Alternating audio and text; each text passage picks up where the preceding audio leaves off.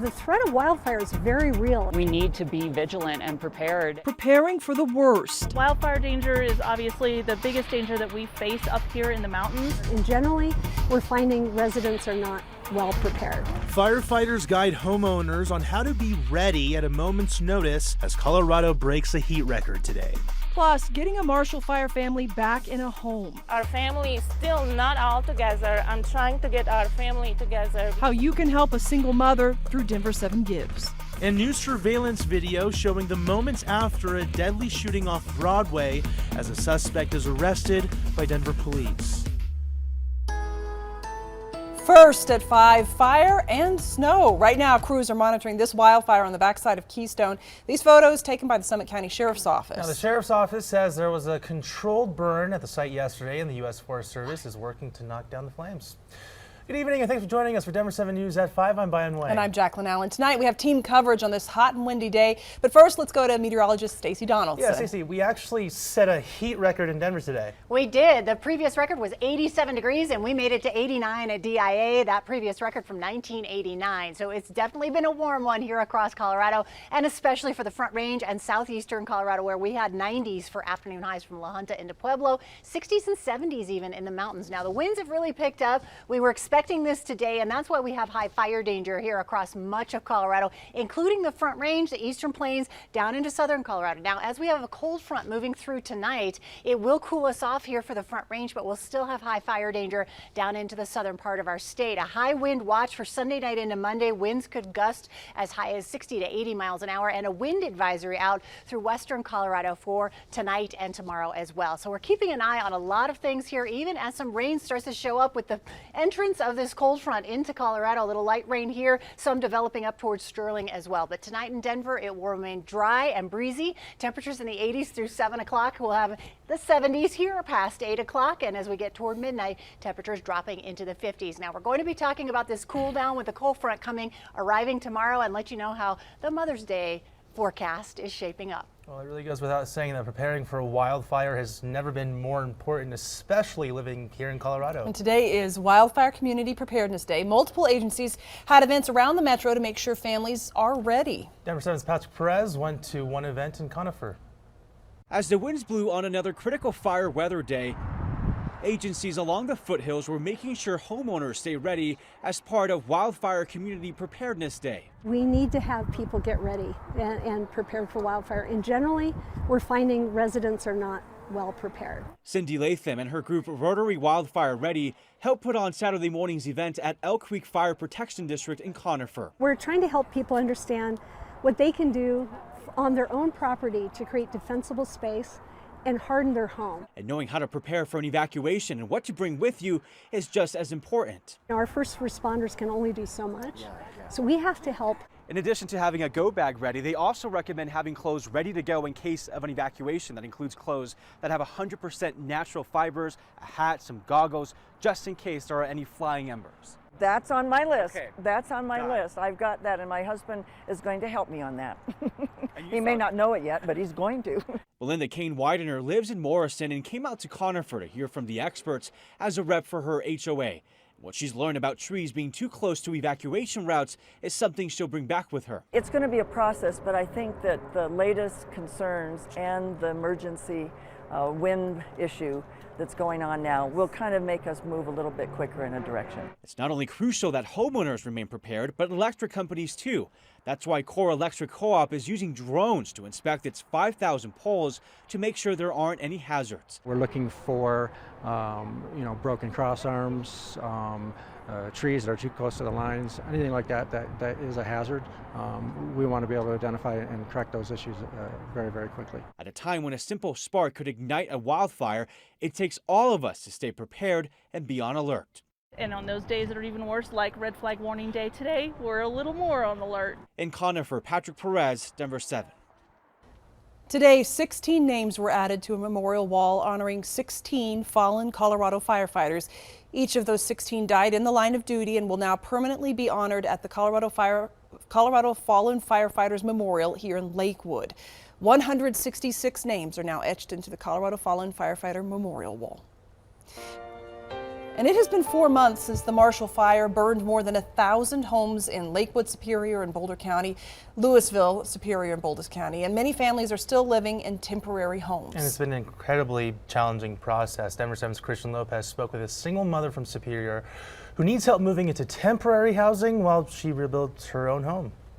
This was my and my children's home. I am just lucky to be alive. 12 years of memories gone in seconds after the Marshall Fire destroyed Christiana DeRolf's home in Superior, but she found comfort in the few things that did survive. When I purchased the house, I purchased the statuette at my front steps, and the statuette is called the Circle of Friends. And this devastating fire brought her a new friend, Michelle Lee. She heard the family's story and has stepped up to help. I'm very fortunate for my friend Michelle. She has become our family advocate to provide us with resources and saying, hey, this is happening here today. Finding a place to live while rebuilding was one of the most difficult challenges, but she finally found a place where she'll move in with one of her sons, Paul, her youngest son, Jacob, and their pets. But their struggles are far from over. The disadvantage is that insurance, some of them not covering the funds, and we have to come up with a substantial amount of money to have that place. Christiana plans to rebuild her home in Superior, but her biggest message, she doesn't want Marshall Fire victims to be forgotten. It will take the whole community to rebuild. It will take the state of Colorado to rebuild. That's what we're hoping for. So don't forget us. She found a special meaning in that statue that survived. It was a heart-touching and a message to me. It's going to take a circle of friends and a community to survive this and to rebuild and to return home. Reporting in Superior, I'm Christian Lopez, Denver 7.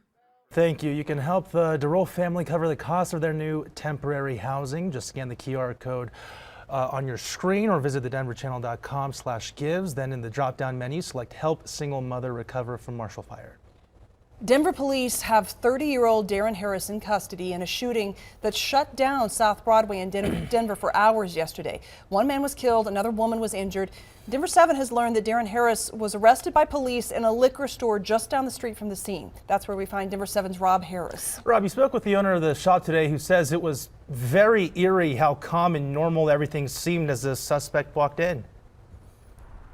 Yeah, Bayan, basically how calm the suspect was and how fast everything happened. All of the incidents were basically within 2 city blocks here on Broadway. It started obviously at this Enterprise rent-a-car. That's where police say 2 victims were shot, a man and a woman. The suspect, Darren Harris, was arrested just about 2 blocks north inside Baker Wine and Spirits.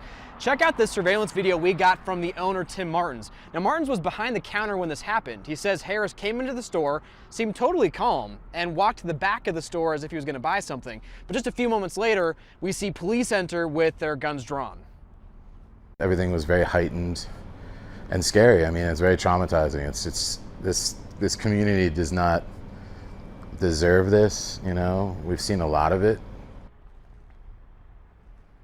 Now, Martins took this video on his cell phone of Harris being arrested and walked out of the store. He says he gives police a lot of credit for their quick action and for being able to take him into custody peacefully. But he's also thinking about the families of the victims today and also just his neighborhood here. He says his community is getting tired of how much violence and destruction they've been seeing. Bayan. And our thoughts are certainly with the victim family. Rob, thank you. Now, today there was another double shooting in Denver, this time off of Colorado Boulevard and 29th Avenue. Both victims were taken to the hospital and are expected to survive. Denver police have not made any arrests.